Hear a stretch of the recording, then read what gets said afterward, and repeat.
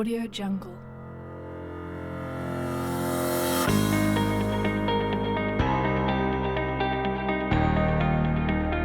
Audio Jungle. Hi folks, it's Falcon, and today on Game Ranks, the top 30 PC games coming in 2020. Just as a quick disclaimer, no, we're not going to talk about the new Baldur's Gate or the new Elder Scrolls because it's very unlikely we'll be seeing those this year, so without further ado. At number 30 is Microsoft Flight Simulator, the first in a while. The last one we saw was back in 2014. This one will be leveraging Bing Maps data in order to be creating a incredibly accurate version of the world with photorealistic 3D models that are created with photogrammetry. Basically, for me, it's everything you could ask for with a new Microsoft Flight Simulator. It looks like it's shaking up to be an accurate sim with incredible graphics. It doesn't have a release date, but it is coming to PC and Xbox One sometime this year. At number 29 is the Destroy All Humans remake, which I'm personally very excited for. Destroy All Humans is one of my favorite games of the last 20 years, to be frank. And it's also great, they're using all of the original voice acting, but completely new graphics. And it looks phenomenal. It looks exactly like you would want it to look. I don't know if you've ever played this game, but it's such a warped, goofy game that came out during a time when AA games, the kind of mid-tier games, were much more frequent and a lot more experimental. It's a game where you're essentially stealing DNA from humans to save your race. It's an outright silly concept, and the game itself is even sillier. I love it. I can't wait to play it again. It's hitting PC as well as all the consoles sometime either Q1 or Q2. At number 28 is Phantasy Star Online 2, a game that, frankly, we really never thought we'd see. In Japan, they've been playing this game since 2012. Frankly, they're even playing it on Nintendo Switch as we speak. But we will be seeing this follow-up to what is frankly one of the greatest MMORPGs of all time. It's free to play, and it's something I'm excited to be doing on a totally official basis.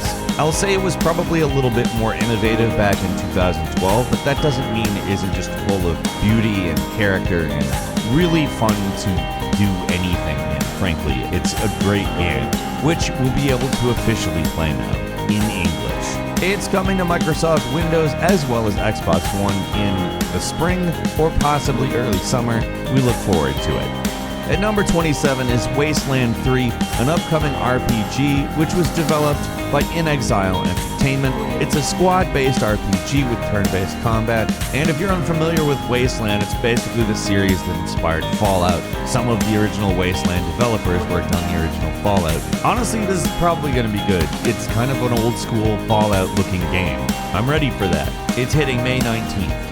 At number 26 is Empire of Sin, a strategy game which is coming to us via Romero Games. You play a Chicago mobster, loosely based on real people during the Prohibition era. And in my opinion, that setup just sounds really interesting for a turn-based strategy game. And the combat in it is being described as XCOM-like. Honestly, that's a great idea. Whoever thought, let's do a turn-based strategy mobster game? I mean, seriously, that was a great idea. I cannot wait to play this. It's coming to pretty much all platforms. Obviously, we're talking about PC here, sometime in Q2 of this year. Audio Jungle. At number 25 is Senua's Saga Hellblade 2, which really looks to up the ante about every aspect of the game. I mean, we've really only seen an in-engine trailer that gave us some astounding looks at the kinds of rendering and animation we'll be seeing. We can only make the assumption that gameplay will be similar, although I have a feeling that the world itself will be significantly larger. The trailer we've been seeing looked like her hyping up a bunch of people to go to war. I'm personally really excited about this. I love the original Hellblade. I'm excited for this. It may launch with the new Xbox, but it is definitely coming to PC. At number 24 is Overwatch 2, which is a non-standard sequel. It's kind of a big expansion to Overwatch, but more interestingly speaking, it's got a story now. And fortunately, all existing cosmetics you have will carry over to the sequel. And if you're not intending on getting the sequel, you can still play Overwatch 1 with the Overwatch 2 people. It's receiving all the same PvP updates and other updates as well, although I don't know if it will receive the same graphical updates. Either way, it's really exciting, and it's cool to see them embrace a model that isn't necessarily completely outdating the original. Overwatch 2 is coming to all platforms, but particularly we're talking about PC today. Sometime this year, we don't have an exact date, but I mean, it was in pretty good shape back in November, so it probably won't be too long. We'll see if they're waiting to launch alongside the new consoles or not, probably sometime soon. At number 23 is LEGO Star Wars The Skywalker Saga, which is, yes, the complete saga as a LEGO Star Wars. All the humor, all the fun, all the frankly enjoyable gameplay of LEGO Star Wars spanning the entire 9-movie saga, which is really exciting. It's kind of the culmination of the LEGO Star Wars series, obviously. It's coming to everything, including Microsoft Windows, sometime this year. At 22, it's Tales of Arise, the latest in the Tales series, of course, a series of JRPGs, action RPGs to be specific, which will be bringing some developments to the battle system, as well as other elements of the game, as it was more or less an initiative to sort of evolve the series. It's a beautiful looking game too, using the Unreal Engine, and really just looking interesting to play. I'm super excited for it, I'll be checking it out, can't wait for more information on it. It's hitting pretty much all platforms, obviously PC at some point this year. At number 21 is Gods and Monsters, a very clearly Breath of the Wild influenced game coming to us from Ubisoft, specifically the creators of Assassin's Creed Odyssey, which again makes sense, the Greek thing. It is very Greek-oriented, but again, looks very much like the new Zelda. Understanding these two aspects, I would say, like, if you could combine Breath of the Wild with Assassin's Creed Odyssey, that's probably what you're dealing with here. And as far as I'm concerned, that sounds wonderful. We don't have a date for it, but it is coming sometime this year. It's a must-play as far as I'm concerned. At number 20 is Outriders, a new co-op shooter from the developers of Gears of War Judgment and Bulletstorm. It's a 3-player game, so obviously it bears some similarities to Gears right off. This game has been kept kind of mysterious because it's basically fully sci-fi, very apocalyptic, and I think it's going to be really cool.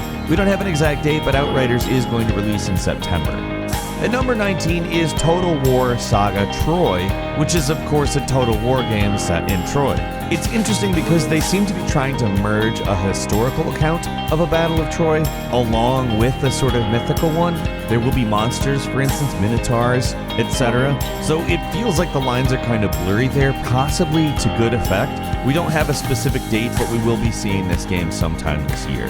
At number 18 is Death Stranding, a wholly unique game that came out on the PlayStation 4 last year in November. It is hitting the PC this year, and it's just a game that basically defies explanation, and yet, when you play it, seems familiar and even nostalgic in some weird ways. It's very much a Kojima game. I love it. It's definitely not necessarily for everyone, but an experience that I truly enjoyed. Death Stranding is hitting PC in quarter 2 or quarter 3 of this year. Number 17 is Kerbal Space Program 2, which is being developed by a different developer. On the other hand, one that seems to really revel in the idea that they get to work on this. There are a lot of ambitious upgrades that we've heard about, particularly to building, and I'm kind of interested to see the actual result of that. Kerbal is just a really goofy but really entertaining and engaging game, and with a different developer, without it being ambitious, it would just feel like a rehash. So, in my opinion, that really sounds like the right path. This game is supposed to happen sometime after April, but we don't know exactly when that is. It could even be next year. We're hoping it's not. At number 16 is Torchlight 3, a hack-and-slash action RPG that follows Torchlight Frontiers, which was a massively multiplayer online game, as was this intended to be. However, they grounded Torchlight 3 in a more linear approach, so we'll end up seeing what exactly kinds of changes that they made. In a lot of respects, it kind of seems as though it's going to be a upgrade of Torchlight 2, which is good. Torchlight 2 is great. We don't have a date for it. It's coming sometime this year. I mean, Torchlight rules. It's fun. I can't wait to play this. Audio Jungle. At number 15 is Crusader Kings 3, a 4X grand strategy game set in the Middle Ages. Essentially, you could look at this type of game as a dynasty simulator, and if that has you interested, I would highly recommend playing one of the previous games before this one. They're pretty in-depth, pretty detailed, and really fun.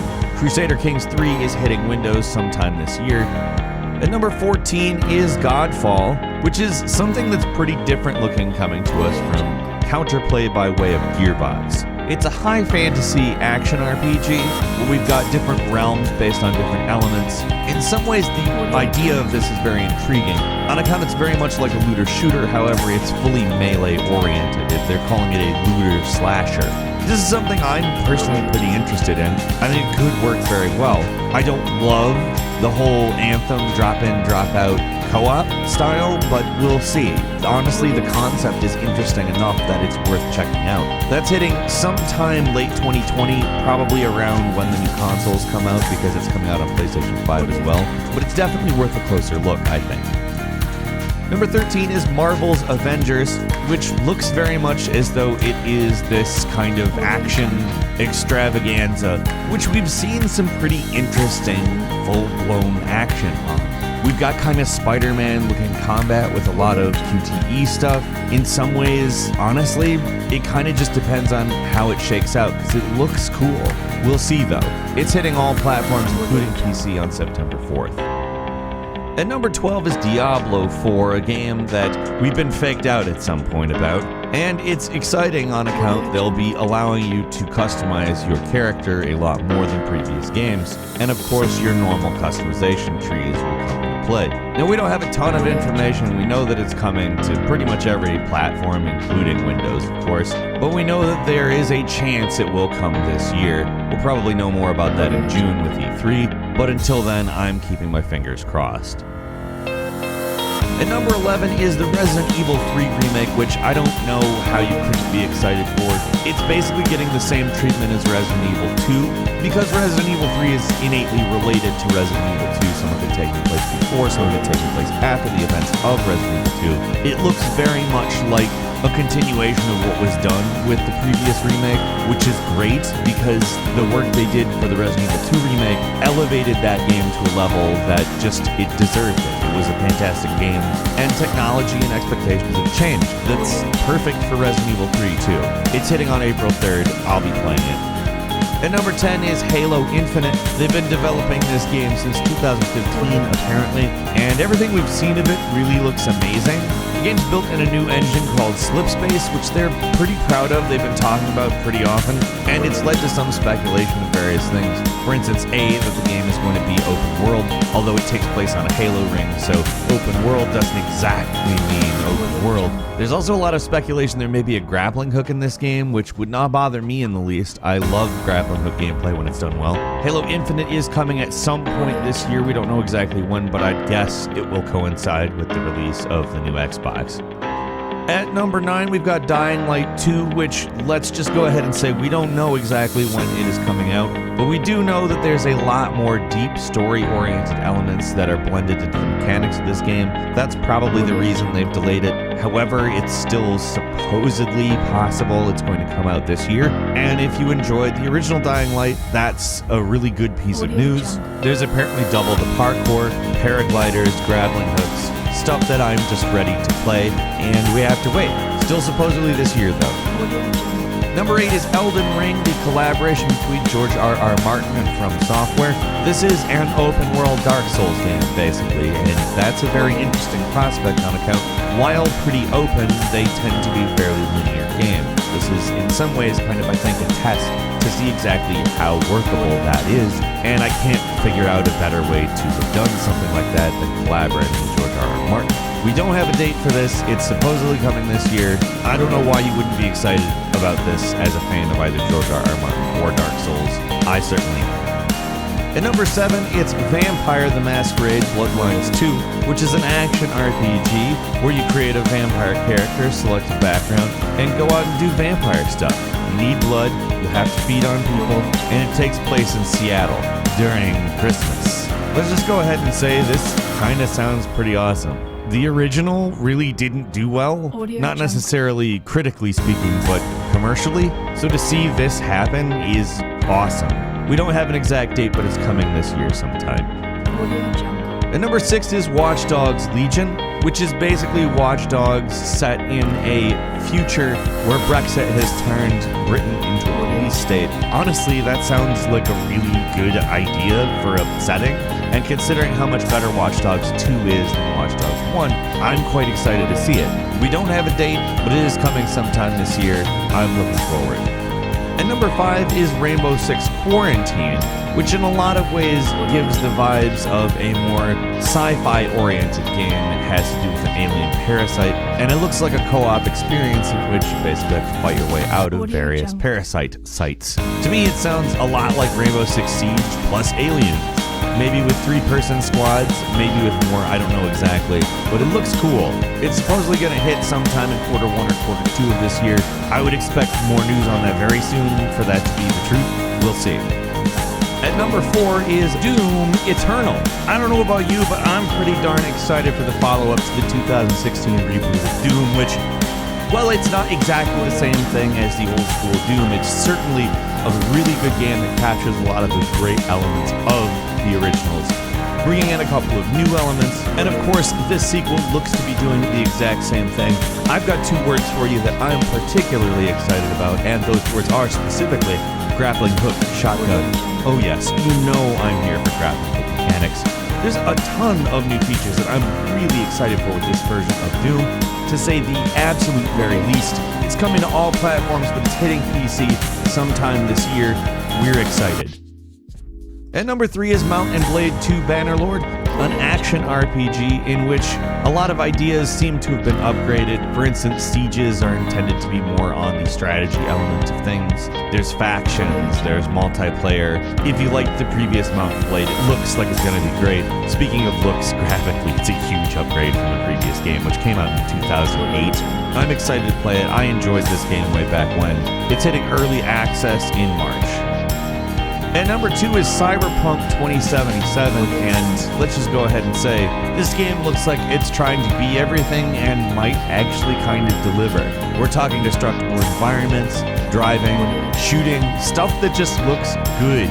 Like, it looks like a step above a lot of other things, and on top of that, it looks like a Witcher-type RPG. It's hard to actually say the kinds of expectations that I have going into this game for how deep it will be and how engaging it will be, but I kind of think they're going to be met. It's looking good.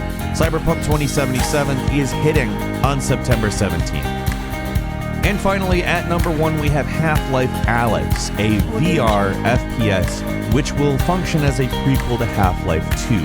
Now, we don't have a lot more info besides that. We've seen some gameplay. It does look very intriguing. There are some elements that seem genuinely interesting that are VR incorporated, and this could be the thing that finally sort of legitimizes VR. It's a full game, supposedly over 30 hours, and I'm excited for it. I look forward to playing it. That's hitting in March.